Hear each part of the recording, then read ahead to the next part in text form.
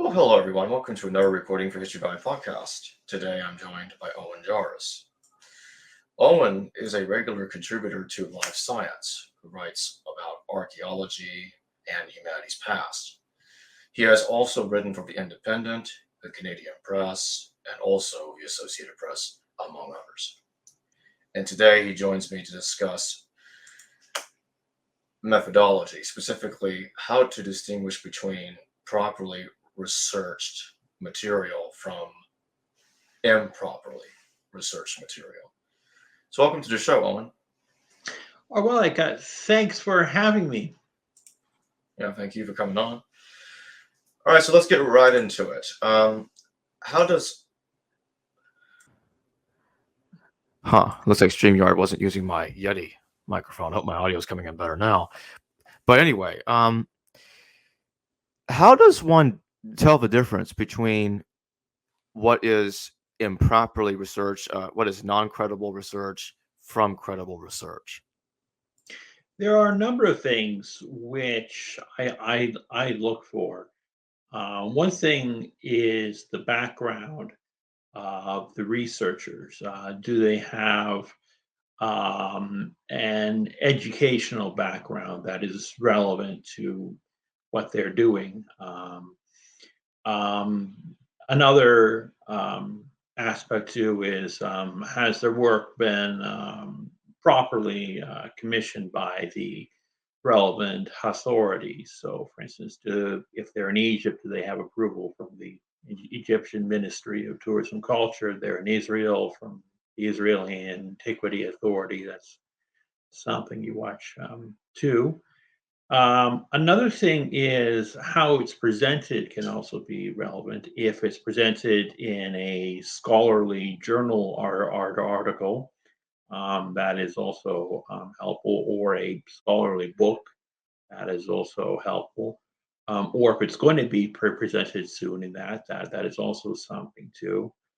Um, there are a number of things is looking at the sort of claims in general. Are the claims something that seems reasonable, or is it something that seems a little further out? If someone claims that they've discovered, the Ark of the Covenant or whatnot, that might sound a little more further out, and that might be a little harder to believe there. But if something that sounds a little more reasonable, then it can be a little more credible there.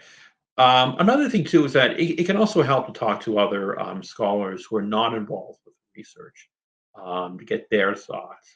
Do they think that this is credible research, or do they think this is something that's pretty far out there, or that's pseudoscientific?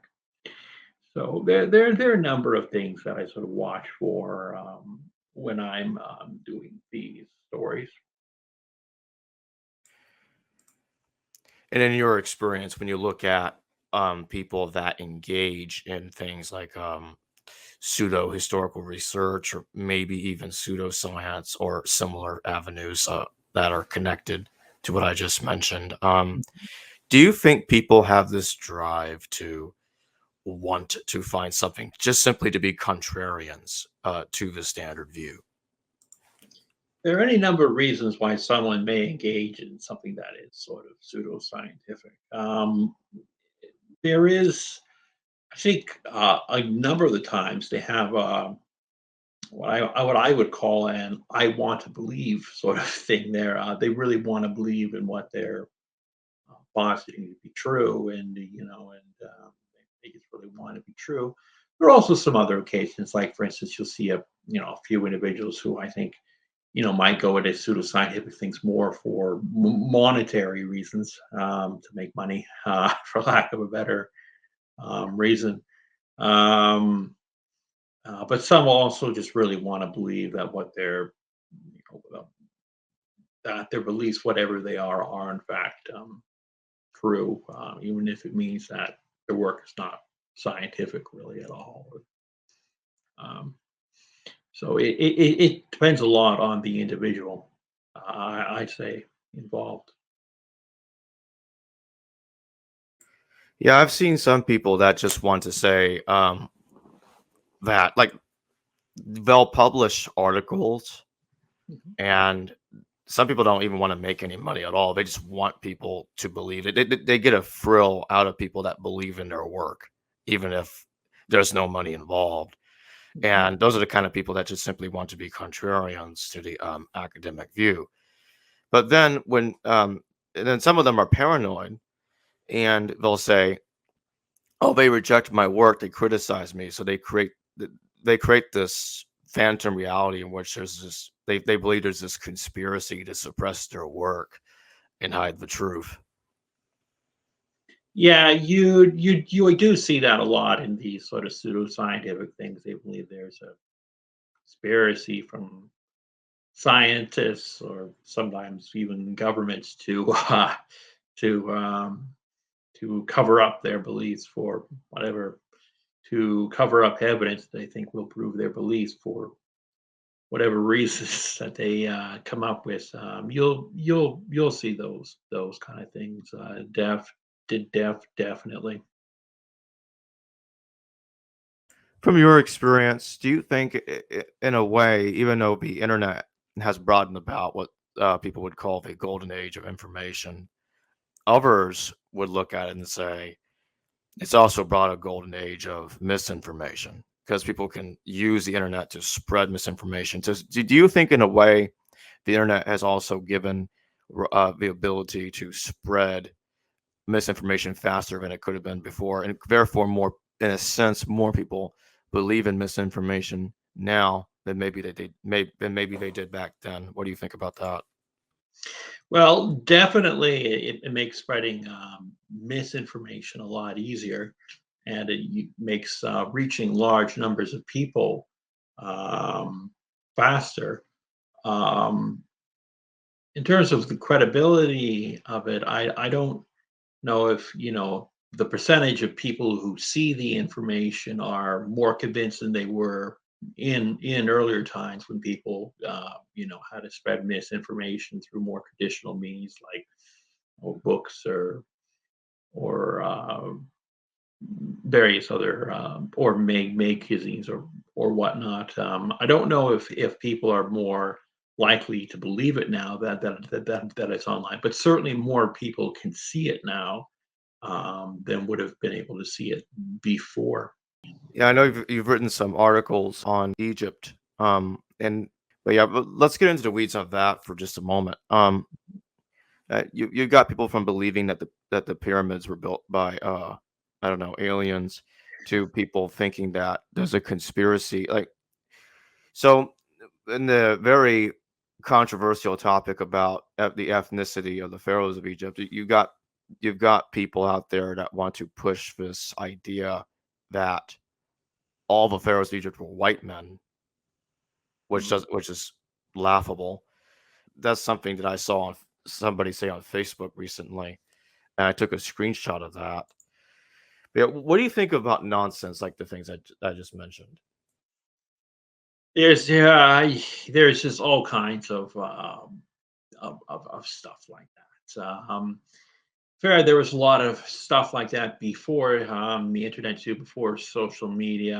There were a number of they but certainly the internet has made it easier for those kind of things to be distilled and sent out, and for people to send out just stuff that's just nonsense like that. It certainly made it easier for them, and unfortunately, there's still a segment of people who will believe it or will believe some of it. Unfortunately, my work, I try to write is accurate information. Now, which which hopefully helps disprove some of it, and hopefully will help some people learn what the actual history of it. But there's always seems to be the segment, the population that just wants to believe these far out things, whether it's aliens or any of this other nonsense about Egypt. And what would you recommend viewers to do when they try to research this information? To where do you think they should go to find proper information, proper scholarship, to get past all this other misinformation that's out there? Well, try to look for media. Well, the very best information, of course, comes from scholarly journals and books. That's the very best information. It can be a little technical, of course, can be a bit technical to work with, and sometimes it's behind a paywall at times. But that's always the very best. When you're looking for popular sources, look at things that come through credible sites. Live Science is pretty good. But there are other ones there. Some museums and universities will have sites that are pretty decent there. The Met Museum website has some pretty good information on Egypt there. That's pretty reliable, or at least reasonably so.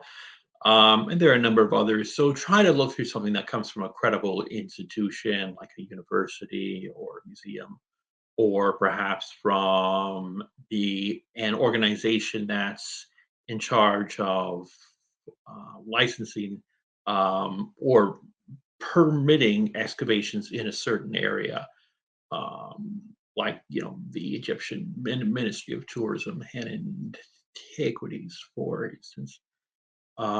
Try to look for legitimate resources, and when you do go to things like that are when you do look at media sources, try to look for sources that are reasonably reliable, that are reliable. Like Live Science, of course, is a good one. It's one that I write for, and there are others out there, Siam and a number of others that are pretty good also. So try to look for credible sources is basically the best thing that I can recommend.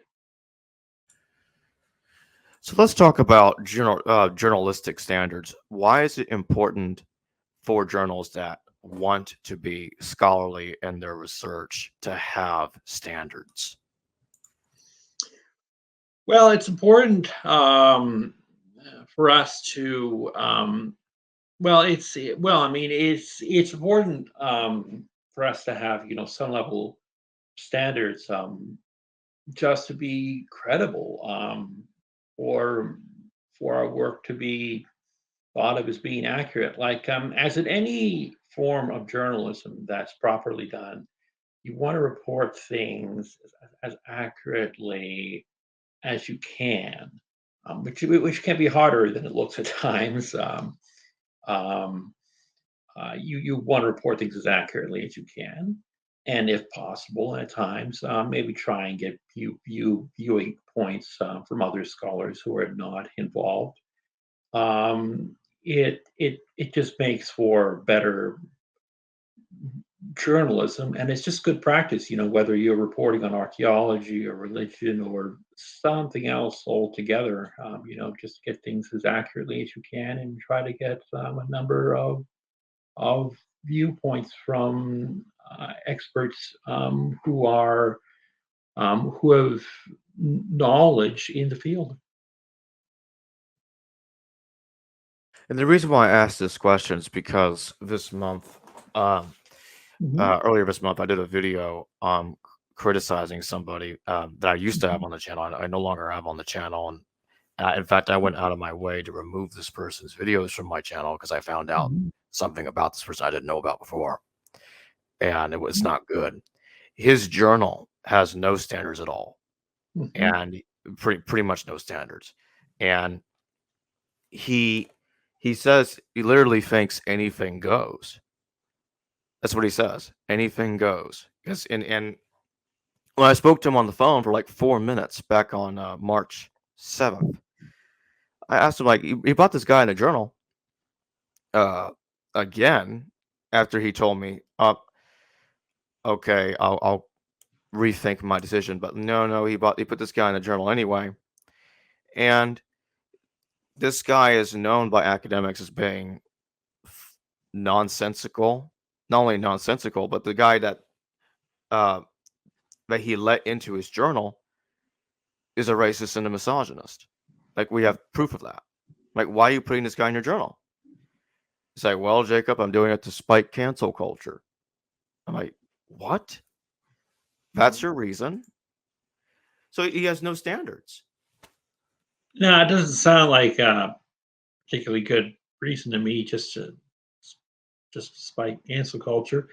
No, you try to, we try to have, we try to have, some little, standards, standards when we're, really reporting on things. That never means, of course, that you're always perfect. Anyways, I make mistakes along with everyone. But that being said, it is important to try to get, to try to get research that's credible, to try to report on research that's credible, to try to get other, viewpoints on things or not. And that when research that comes out that isn't really credible, that's making rounds, to try to do what you can to try to report what other scholars are saying about it. It isn't easy reporting on things accurately and trying to get opinions from other scholars. It is harder than it looks, but it's something that's important to try to do as best you can. Of course, genuine research is always more difficult and tedious than just throwing crap at the wall and calling that clean. Yeah, it's challenging. And of course, there are, in the industry, there is, there can at times be deadline pressures, or sometimes you're not able to get a hold of people, and sometimes there are sometimes stories which maybe, and of course, you will make, despite your best efforts, you will make errors, along the way. There, I made one or two myself. I made a few myself. In my career there. But you just do the best that you can, and keep it going. Keep keep it going along. Right. And that, and that's why I asked about why it's important to have standards in journals. I know that, well, you may not think this, but I thought that my question was a dumb question, but it had to be asked, especially with what happened this month, because this month has been a roller coaster for my channel. Um, because of what I had to do earlier this month to straighten things out, involving that other guy. But it had to be done because I have standards, unlike that other guy. So, and that's really it. And it's always good to admit when one makes mistakes. I've made mistakes. I admit when I'm wrong too, because it's about having standards. Like, oh, you're not just gonna make up stuff and try to dodge it and try to pretend it never happened. Um, and yeah, on that note, I think we can end there. So thanks for joining me today, Owen. Oh, Horvath, thank you very much for having me on. Yep. Hello viewers, thanks for watching this video from the History Valley YouTube channel. Please don't forget to subscribe and hit the notification bell. And if any of you wish to further support this channel, please consider checking out this channel's Patreon page and becoming a patron, and or donate through PayPal or through Super Chat during a live stream. Thank you.